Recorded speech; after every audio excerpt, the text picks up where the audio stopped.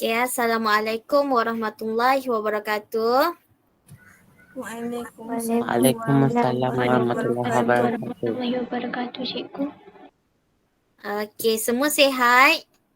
Sehat Alhamdulillah. Dah.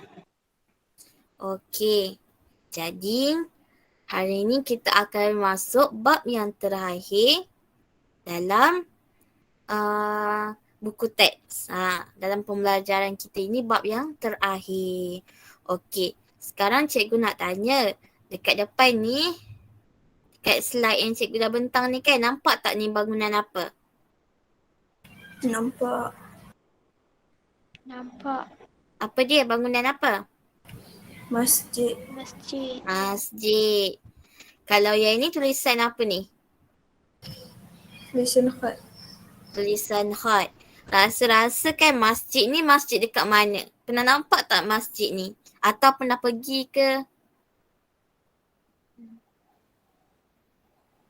Pernah pergi tak ke pernah nampak masjid ni? Tak. Tak pernah. Tak. Pergi. Apa Minarina? Tak pernah. Tak pernah, okey. Ni adalah masjid dekat Masjid Negeri Sultan Ahmad di Kuantan. Okey, ni adalah tulisan Hot Sulus. Okey, sekarang cikgu nak minta Auni boleh tak baca tulisan dekat tulisan Hot ni? Boleh tak baca?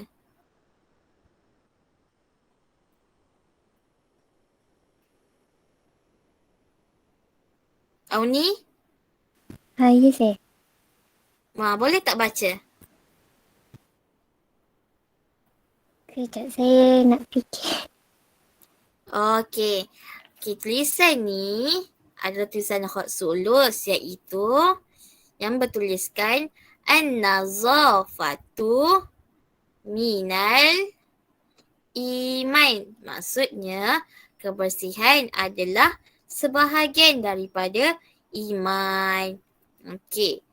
Bila kita tengok masjid, kita tengok tulisan Hot. Okey, kedua-dua ni adalah sumbangan.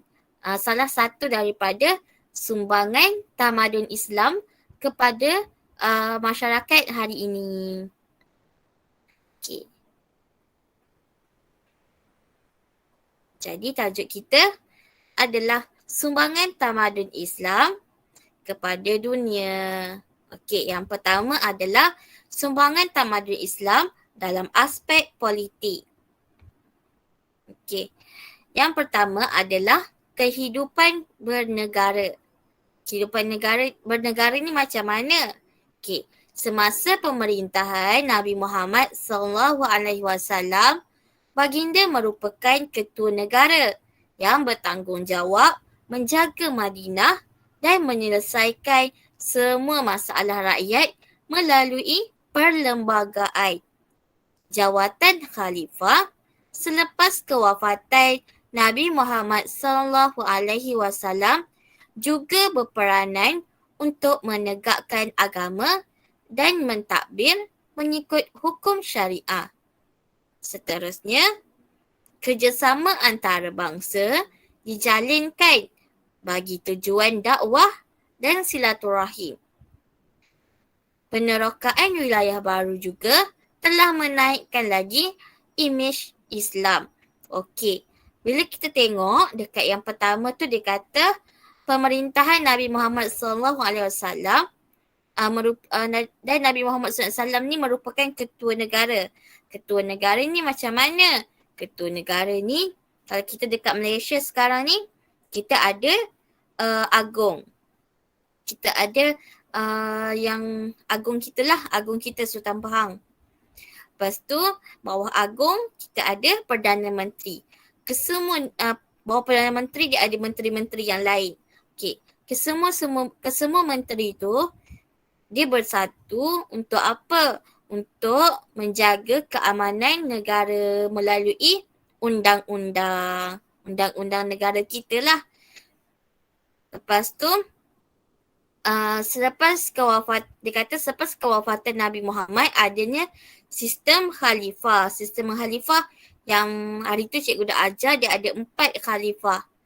Khalifah Sayyidina Abu Bakar, Sayyidina Umar, Sayyidina Uthman dan juga Sayyidina Ali. Keempat-empat khalifah ini dia keempat-empat khalifah ini dia menegakkan agama Islam dan juga dia mentadbir negara Mekah dan Madinah dengan baik dan juga memperluaskan lagi wilayah Islam. Dan dikata pula kerjasama antarabangsa dijalinkan. Okey, bagi tujuan dakwah dan silaturahim. Bila kita tengok dekat Malaysia sendiri pun Perdana Menteri kita dan juga Agung kita menjalinkan hubungan baik dengan kerajaan ataupun negara-negara lain, misalnya Indonesia, Brunei dan juga negara-negara lain lah. Okay. Pemerintahan dan cara hidup yang berteraskan keadilan. Cara pemerintahan yang adil kepada semua penduduk meskipun berbeza agama dan keturunan. Keadilan dan toleransi membawa kedamaian kepada negara. Okey. Ini sangat-sangat penting dalam sesebuah negara. Sebab apa? Sebuah negara tu pemimpin dia kenalah adil kepada semua penduduk. Tak kisahlah agama dia Islam ke, agama Buddha ke, agama Hindu ke, Kristian ke dan sebagainya. Pemimpin dia kenalah adil kepada semua penduduk.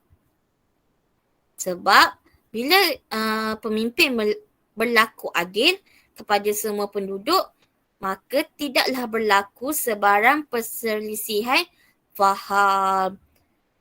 Bila berlaku, kalau pemimpin dia tak melakukan keadilan, tak adil, maksudnya contoh kan kalau pemimpin dia beragama Islam, contoh pemimpin dia hanya mengutamakan orang Islam saja, berikan keutamaan kepada orang Islam je, penganut agama lain ataupun penduduk yang menganut agama lain, pemimpin tersebut tak hiraukan. Maksudnya biarkan je susah, biarkan tak dapat bantuan dan sebagainya. Tapi kalau pemimpin dia buat macam tu, rakyat akan memerontak. Bila rakyat memerontak, maka berlakulah pergaduhan, berlakulah pelbagailah pergaduhan, pembunuhan dan sebagainya. Jadi, sebagai seorang pemimpin, nanti bila kamu dah besar, kamu menjadi seorang pemimpin, tak kisahlah pemimpin ketua kelas ke, ketua tingkatan ke, ketua bilik ke, kalau duduk asrama nanti kan, ketua bilik ke, pengawas dan sebagainya, kenalah bersikap adil. Tidak boleh macam mengutamakan orang yang rapat dengan kita ataupun orang yang ada kaitan dan sebagainya. Jadi kena ada semua orang macam tu. Dan seterusnya adalah konsep ummah. Apa tu konsep ummah? Okey, tamadun Islam mewujudkan konsep ummah, konsep masyarakat. Okey, konsep ummah tu adalah konsep bermasyarakat. Kita ni masyarakat, pelbagai masyarakat dekat Malaysia ni. Melalui konsep ummah ini, masyarakat disatukan tanpa mengira agama dan keturunan. Setiap anggota masyarakat mempunyai tanggungjawab yang sama, iaitu kena bekerjasama bagi memajukan sesebuah negara. Macam tu juga dengan di Malaysia ni. Kita tengok masyarakat dekat Malaysia ni sangat-sangat pelbagai masyarakat, pelbagai etnik, pelbagai agama, suku kaum dan sebagainya. Ada yang menganut kita ni Melayu. Okey, ada Melayu Jawa, ada Melayu Selcukan contohnya. Melayu tapi adakah cukai dengan China, adakah cukai dengan India, begitu. Dan masyarakat di Borneo khususnya, macam kawan-kawan cikgu, ada yang suku kaum Bajau, suku kaum Bugis, dusun dan sebagainya. Jadi kesemua masyarakat ni, kesemua etnik ni mestilah kena bersatu, kena bekerjasama untuk apa?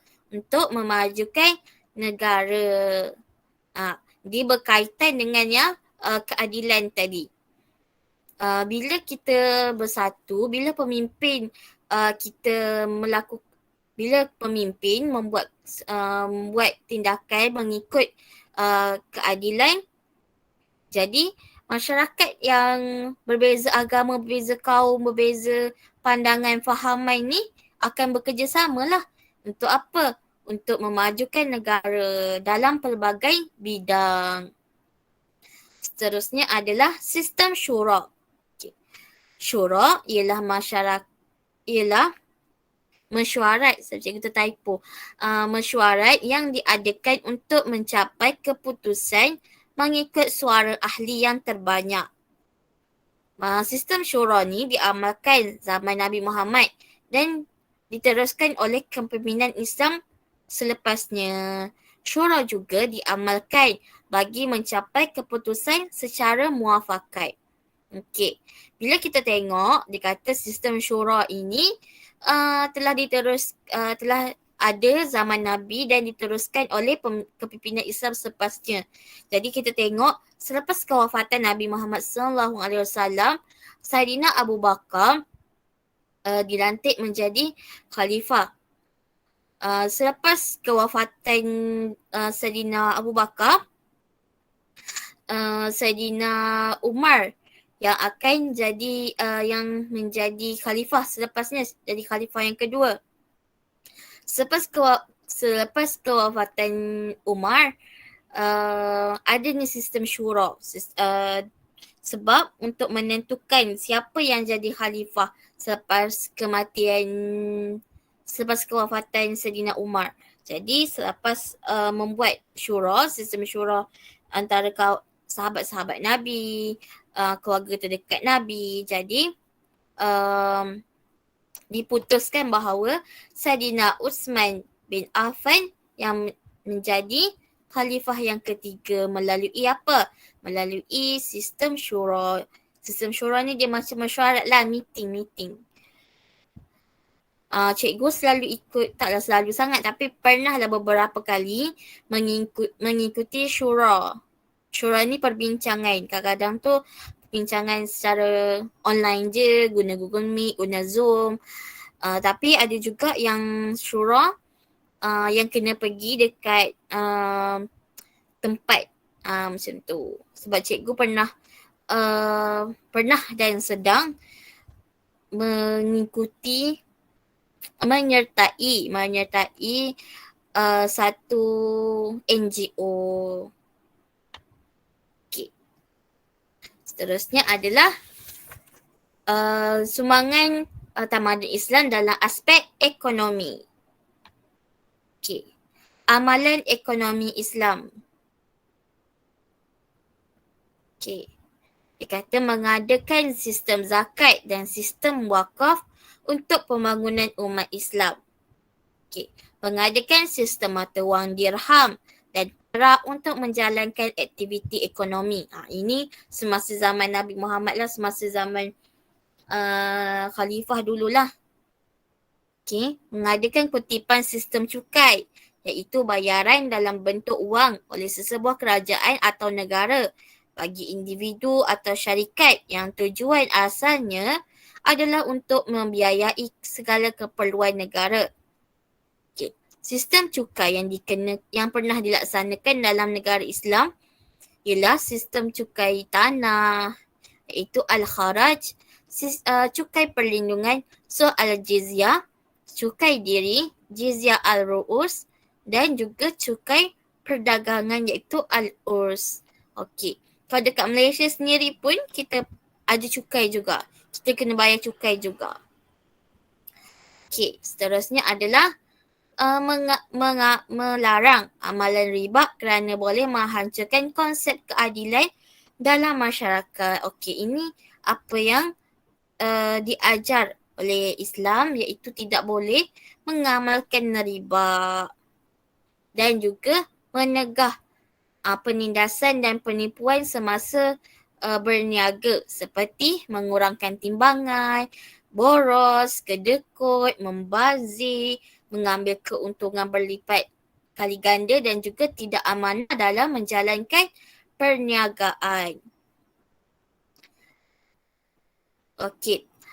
Ekonomi Islam juga menggalakkan manusia menghasilkan produk yang bermutu dan melakukan penyelidikan dalam membangunkan ekonomi, contohnya dalam bidang pertanian.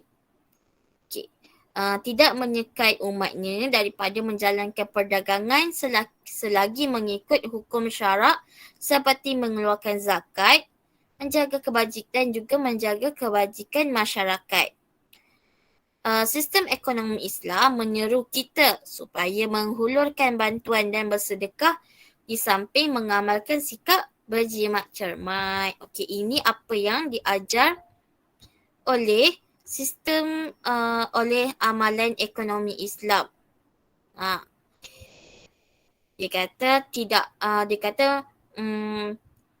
dia melarang, Rasulullah pun sendiri melarang kita melakukan amalan riba, tak boleh menindas orang, tak boleh tipu daya, tak boleh tipu timbangan, kedekut, boros kalau berbelanja.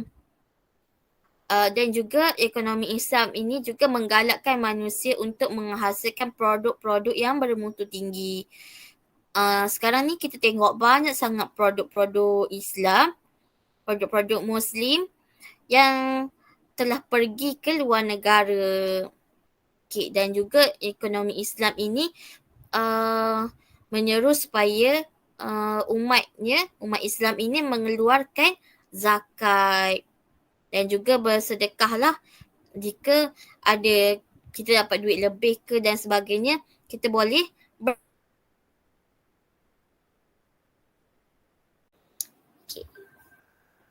Sekarang kita sambung semula tentang institusi Baitul Mal, iaitu sebuah institusi kewangan dalam sistem ekonomi ekonomi yang diasaskan oleh tamadun Islam. Okey, kita tengok apa tu fungsi Baitul Mal. Baitul Mal fungsinya seperti perbendaharaan negara yang menguruskan kewangan untuk pembangunan sesebuah negara. Sistem ini telah diamalkan sejak Nabi Muhammad, zaman Nabi Muhammad dan diteruskan oleh pemimpin-pemimpin yang lain sehingga kini. Okay. Institusi Baitul Mal ni dia macam bank negara lah.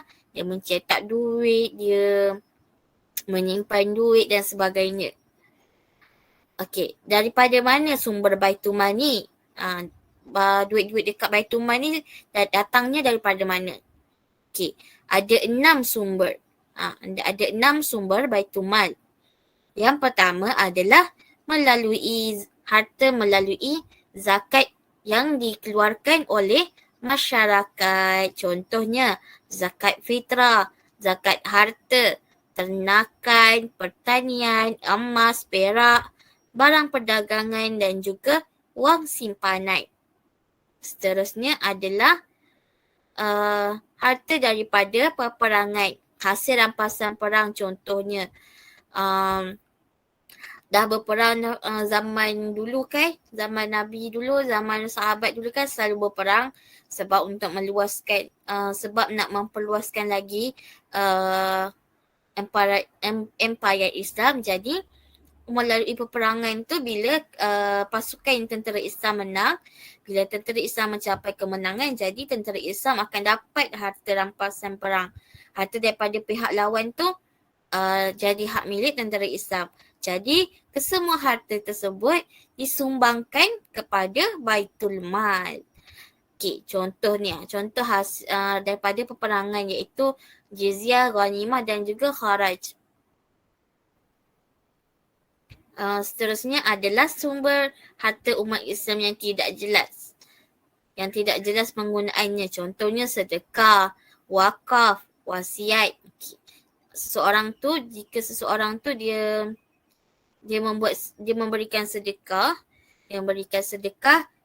kepada Baitul Mal, jadi harta tersebut adalah disumbangkan seseorang tu kepada Baitul Mal untuk kegunaan orang yang memerlukan. Okey. Seterusnya harta negara. Harta negara ni contohnya cukai perdagangan, cukai harta dan juga harta tanpa waris. Harta tanpa waris ni macam mana? Contohnya ada seseorang tu dia meninggal dan tidak meninggalkan waris, tidak meninggalkan wasiat. Dia seorang diri. Contohnya dia seorang diri, dia meninggal dan semua harta dia tu diserahkan kepada Baitul Mal. Okay. Ada juga pelaburan dan saham yang dijual kepada umat Islam melalui institusi yang ditubuhkan oleh Baitul Mal. Dan seterusnya adalah segala harta warisan yang tidak habis, yang tidak dihabiskan oleh waris ataupun tidak memiliki waris, tidak berwaris. Okey. Macam cikgu cakap tadi lah, harta tanpa waris tu, harta warisan. Okay. Seterusnya adalah sumbangan tamadun Islam dalam aspek sosial. Okay. Dalam aspek sosial, tamadun Islam ini dia memesatkan gedung-gedung perniagaan. Okey. Macam mana kedatangan Islam ke Spanyol telah menyebabkan terbinanya gedung-gedung perniagaan. Gedung-gedung tu bangunan lah yang beroperasi untuk mengimport barang-barang dari pelosok dunia. Okay. Dan juga menyediakan kemudahan asas. Dalam bidang pertanian, orang Islam telah memperluaskan pembinaan sistem saliran. Sistem pengairan telah diperbaiki untuk meningkatkan hasil pertanian. Contohnya sistem pengairan di Naurah Syria.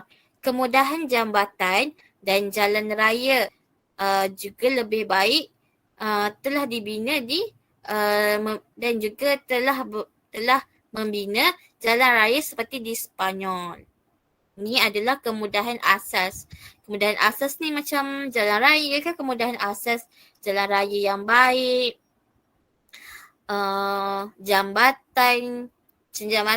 jambatan feri tu. Dulu kan guna feri je. Sekarang ni dah ada jambatan dah ada jalan raya dah. Itulah kemudahan. Kemudahan asasnya. Okey. Selain itu, Islam juga mengangkat kedudukan dan juga maruah wanita. Kedatangan Islam telah mengangkat martabat dan memuliakan kedudukan wanita. Wanita mempunyai peluang untuk mendapatkan pendidikan dan menghadiri majlis ilmu. Siti Aisyah binti Abu Bakar As-Siddiq merupakan contoh wanita yang luas ilmunya sehingga menjadi periwayat hadis serta tempat bertanya kaum wanita kepada para sahabat tentang permasalahan hukum agama. Begitu juga dengan Syafiah binti Abdul Muttalib yang keluar berperang bersama-sama kaum wanita di Madinah untuk membantu memberikan minuman dan juga merawat tentera yang tercedera di perang Uhud. Selepas kedatangan Islam, kedudukan wanita ni diangkat tinggi. Kedudukan wanita ni menjadi lebih mulia. Jadi mulialah daripada sebelumnya. Zaman jahiliah. Kan zaman jahiliah orang Arab jahiliah tidak suka dengan kaum wanita, tidak suka dengan anak perempuan sebab mereka kata anak perempuan ni akan membawa satu aib yang tidak baik lah. Jadi mereka akan bunuh bayi-bayi perempuan, baby-baby perempuan, diorang akan bunuh Dan ada juga yang tanam baby dia ataupun anak-anak dia secara hidup-hidup. Okay. Tapi bila datangnya Islam pun mengangkat kedudukan wanita. Dan ketika itu wanita dah boleh dapat pendidikan yang sama dengan lelaki, boleh menghadiri ceramah, menghadiri kelas agama dan sebagainya. Ada juga wanita yang boleh yang mengikut perang seperti tadi Safiah tadi tu. Ada juga wanita yang dia tidak berperang tapi dia membantu dalam peperangan. Nama dia Atiyah. Dia membantu sebagai memasak ketika berperang tu. Dia masak, dia bila ada tentera yang cedera, dia tolong kasih ubat macam tu. Sama juga macam Aisyah ni isteri Nabi, anak kepada Sayyidina Abu Bakar. Okay. Aisyah ni dia menjadi tempat untuk kaum-kaum wanita untuk tanyalah kalau ada masalah agama. Mungkin tak sempat untuk bertanya kepada Rasulullah sendiri, mereka akan bertanya kepada Aisyah. Jadi sebab itu kalau kamu semua pernah dengar beberapa hadis, kadang-kadang tu ada hadis yang depan dia an Aisyah radhiyallahu anha anin Nabi Muhammad sallallahu alaihi wasallam qala. Jadi daripada Aisyah radhiyallahu anha, daripada Nabi Muhammad sallallahu alaihi wasallam bersabda macam tu. Ada beberapa hadis yang telah diriwayatkan oleh Aisyah. Seterusnya adalah teknik penyelidikan saintifik. Perkembangan penyelidikan dalam bidang sains dan teknologi dalam tamadun Islam telah membantu perkembangan industri kertas yang kemudiannya diperkenalkan di Itali, Perancis dan negara Eropah yang lain. Begitu juga dalam kaedah penyelidikan pertanian seperti sistem pengairan, pemilihan benih, baja yang bermutu tinggi telah membawa kepada kemajuan dalam tamadun Islam. Penyelidikan saintifik juga berlaku dalam bidang astronomi, fizik dan juga perubatan dan kimia. Okey, zaman Arab dulu, mereka tak ada kertas. Jadi diorang akan guna pelepah-pelepah kurma. Pelepah kurma tu diorang akan tulis dekat situ. Bila Nabi kasih bila turunnya wahyu ataupun ayat Al-Quran, jadi baginda akan baca, baginda Nabi Muhammad SAW akan baca dan sahabat akan menulis di pelepah-pelepah kurma. Jadi selepas itu adalah industri kertas. Industri kertas ni telah berkembang sehinggalah hari ini kita tengok ada kertas, ada buku dan sebagainya. Okey. Dalam tamadun Islam juga ada muncul satu pusat kegiatan intelektual. Okey. Semasa kerajaan Bani Umayyah, masjid menjadi institusi pendidikan seperti di Kufah, Damsyik dan juga Basrah. Istana Khalifah turut menjadi pusat kegiatan pendidikan dengan menyediakan tempat belajar dan juga perpustakaan. Kalau dekat Tanah Melayu, zaman Kesultanan Melayu Melaka dulu, istana menjadi pusat pendidikan kepada masyarakat setempat, kepada golongan bangsawan. Sama juga macam ketika zaman tamadun Islam ni. Okay. Istana Khalifah yang menjadi ataupun tempat tinggal Khalifah tersebut akan menjadi pusat kegiatan pendidikan. Perkembangan kegiatan intelektual berlaku di Cordoba dan Toledo di Spanyol. Pekaji dan pelajar dari pelosok Eropah datang untuk belajar di Universiti Islam dalam pelbagai bidang falsafah dan sains.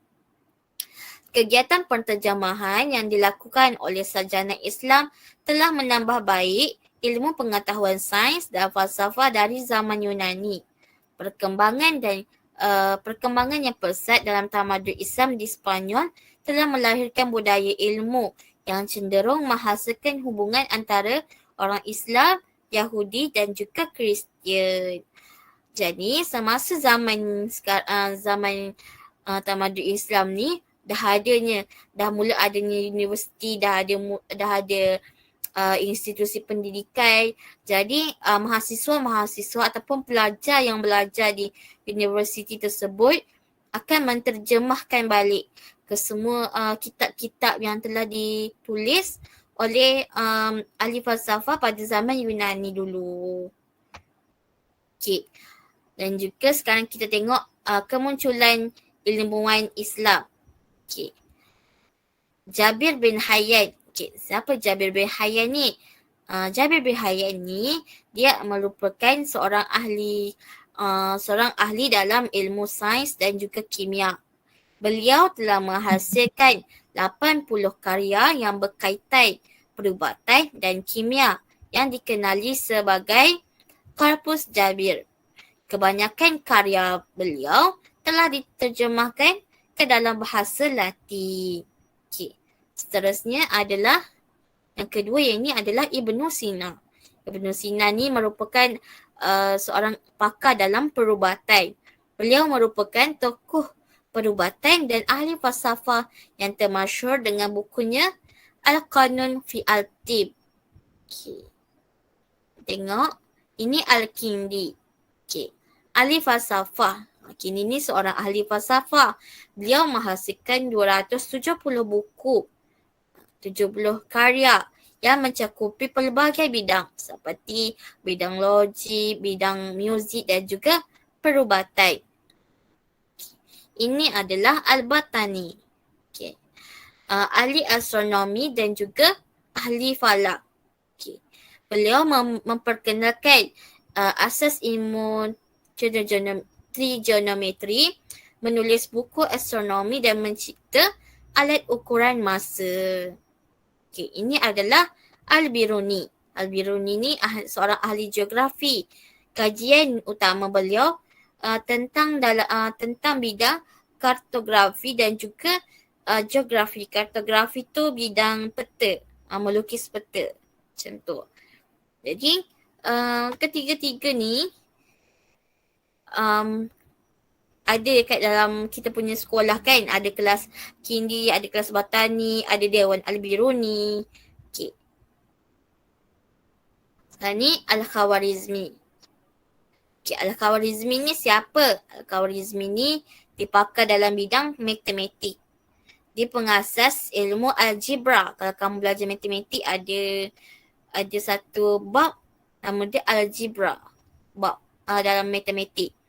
Pengasas ilmu hisab, pengasas kitab hisab Ajar wa Al-Muqabalah yang telah diterjemahkan dalam pelbagai bahasa. Seterusnya, Ibnu Battuta. Ibnu Battuta ni seorang pelayar.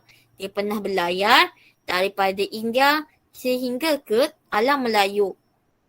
Okay, beliau juga menulis buku. Buku tulisan beliau telah digunakan oleh pelayar lain selepas kewafatan beliau untuk sebagai panduan dalam ilmu pelayaran. Seterusnya, sumbangan tamadun Islam dalam bidang seni bina. Okay. Apa itu seni bina? Okay. Seni bina merujuk kepada bidang seni yang mendirikan bangunan, reka bentuk dan reka letak yang dibina oleh manusia. Seni bina bangunan Islam dapat dilihat pada masjid dan beberapa bangunan yang memiliki corak Islam. Seni bina Islam bermula dengan pembinaan Masjid Quba, iaitu pada zaman Nabi Muhammad SAW. Masjid yang pertama yang dibina oleh Nabi adalah namanya Masjid Quba. Masjid tertua ini menjadi model pembinaan masjid pada zaman kini. Masjid berfungsi sebagai tempat ibadat dan menyampaikan segala maklumat. Okay. Ciri-ciri seni bina dalam tamadun Islam. Semua sekali ada 5. Yang pertama, mempunyai ruang cahaya yang untuk keselesaan beribadat. Yang kedua, terdapat ruang yang memisah lelaki dan perempuan. Macam kalau kita pergi masjid kan, mestilah ada ruang untuk lelaki, ada ruang untuk muslimi, ada juga ruang untuk muslimat. Okey, seterusnya yang ketiga adalah reka bentuk ruang yang sesuai dengan iklim setempat. Yang keempat adalah binaan yang kukuh, selamat dan tahan lama. Dan yang terakhir adalah berunsurkan luahan perasaan, hening dan aman. Kalau kita duduk kat masjid, kalau kita pergi masjid dan kita beriktikaf dekat masjid, mesti kita akan rasa tenang je. Okay. Itu adalah ciri-ciri seni bina dalam tamadun Islam. Dalam masjid adanya menara, mihrab dan mimbar. Apa perbezaan dan apa itu menara, mihrab dan mimbar? Menara, dia berbentuk tirus dan tinggi, bertujuan untuk memastikan laungan azan dapat didengari dari jarak yang jauh. Seterusnya adalah mihrab. Mihrab adalah elemen yang terpenting dalam sesebuah masjid yang berfungsi sebagai penanda arah kiblat. Dan yang ketiga adalah mimbar. Mimbar ni tempat imam membaca khutbah atau memberi ceramah. Kedudukannya yang tinggi membolehkan imam menghadap jemaah. Ini kalau lelaki, pelajar lelaki yang pergi solat Jumaat, dia orang akan tahulah khatib akan duduk dekat mimbar tu dan akan memberi khutbah Jumaat. Okey. Menggalakkan perhiasan yang indah. Okay, seni bina Islam ini dia menggalakkan perhiasan yang indah, yang cantik. Okay, seni bina Islam menunjukkan bangunan yang indah, kubah yang menarik, area yang mengagumkan, seni khat dan juga ukiran yang kreatif. Ukiran yang lebih berseni apabila dihiasi kaca, pertatakan batu berpermata yang berfungsi sebagai melengkapkan binaan, melahirkan ketenangan dan menunjukkan keunikan seni bina Islam.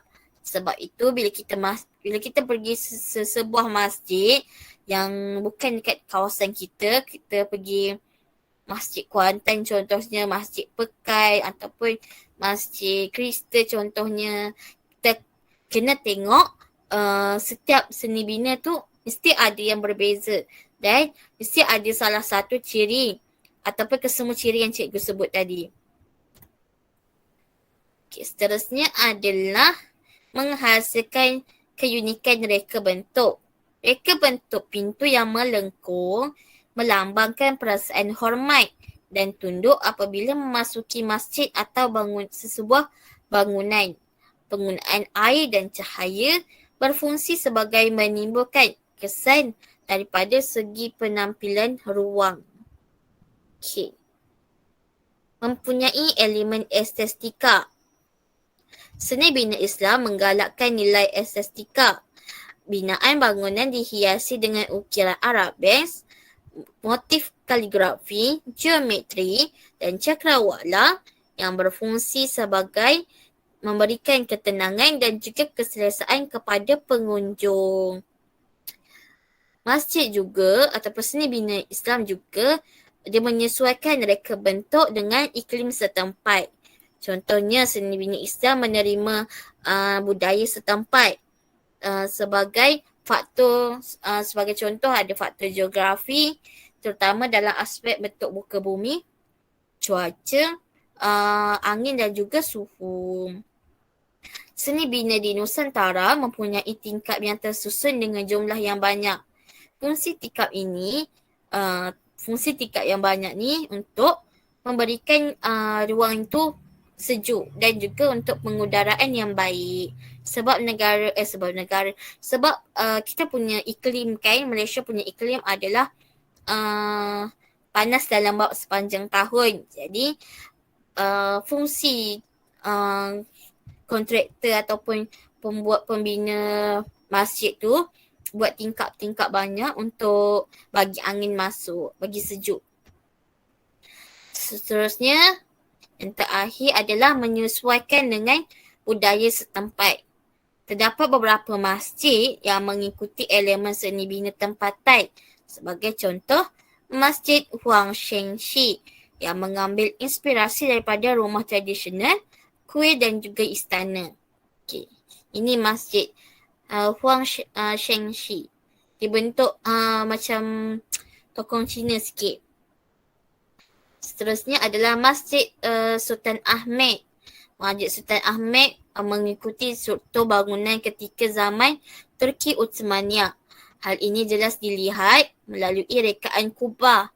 Rekaan Kubah dan ruang solat utamanya dan juga menara di sisi masjid. Ini menara. Tepi-tepi ni, yang tinggi-tinggi ini menara. Okay. Masjid di India pula mempunyai keunikan dan binaan pintu gerbang yang besar seperti pintu masuk utama. Ciri masjid India juga dikenali kerana menggunakan bumbung yang berbentuk bawang. Macam ni. Dia bentuk macam bawang. Ni. Dan juga berbentuk lekung dan menirus seperti Masjid Moti. Ini Masjid Moti. Kita tengok dia punya bumbung dia bentuk macam bawang dan ada tirus ke atas ni. Okey. Okey, itu saja kelas pada hari ni dan sekarang cikgu nak baca dia punya kesimpulan.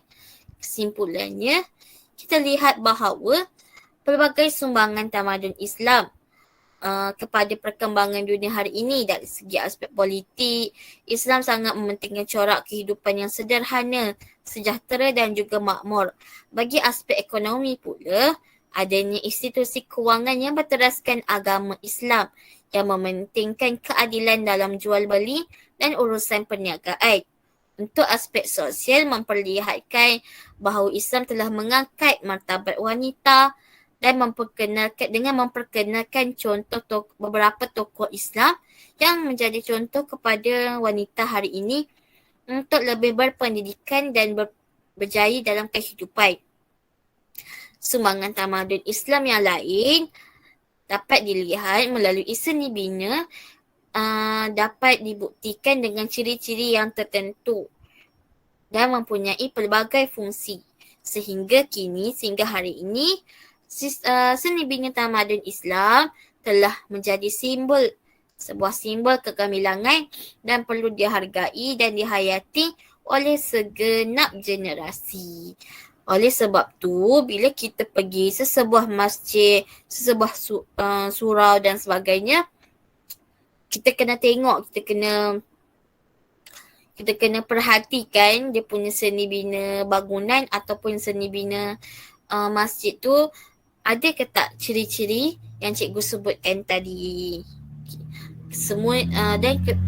Kesemuanya memiliki ciri-ciri lah yang cikgu sebutkan tadi.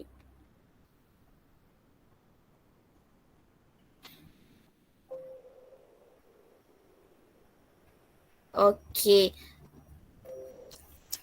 Ini adalah bab yang terakhir untuk kelas buku teks dalam buku teks. Jadi untuk kelas yang akan datang, cikgu akan ulang semula bab pertama. Okey, sekarang cikgu nak tanya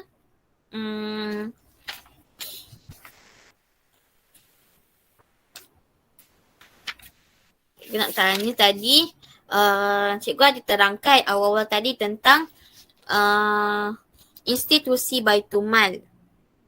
Okey, cikgu ada terangkan tentang institusi Baitul Mal. Daripada manakah dalam banyak-banyak sumber Baitul Mal tu, daripada mana sumber Baitul Mal? Tadi ada 6 cikgu sebut, ada 6 sumber Baitul Mal. Cikgu nak seorang sebutkan satu sumber Baitul Mal.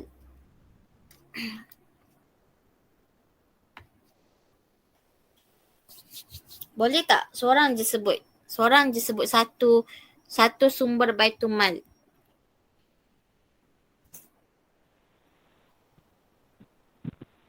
Melalui zakat masyarakat. Minhalina kata melalui zakat masyarakat. Zakat masyarakat tu untuk sebab macam mana zakat fitrah contohnya yang kita bayar, bukan kita lah, ayah kita bayar kita bayar masa bulan puasa sebelum nak raya tu. Sebelum raya tu kita bayar zakat fitrah, zakat harta. Kalau kita ada bela binatang ternakan, kita kena juga bayar untuk zakat binatang ternakan tersebut. Okey.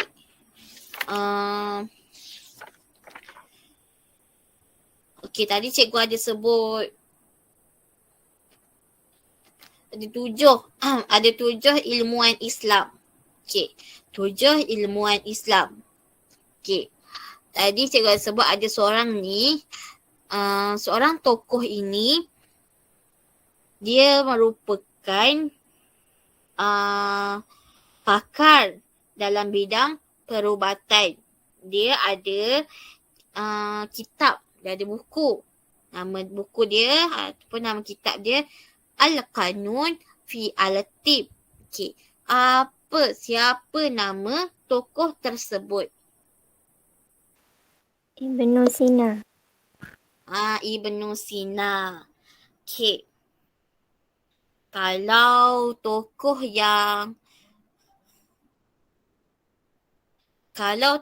yang terlibat dalam pelayaran, dia berlayar daripada India hingga ke alam Melayu. Okey. Apa dia? Ibnu Battuta. Ibnu Battuta. Okey, lagi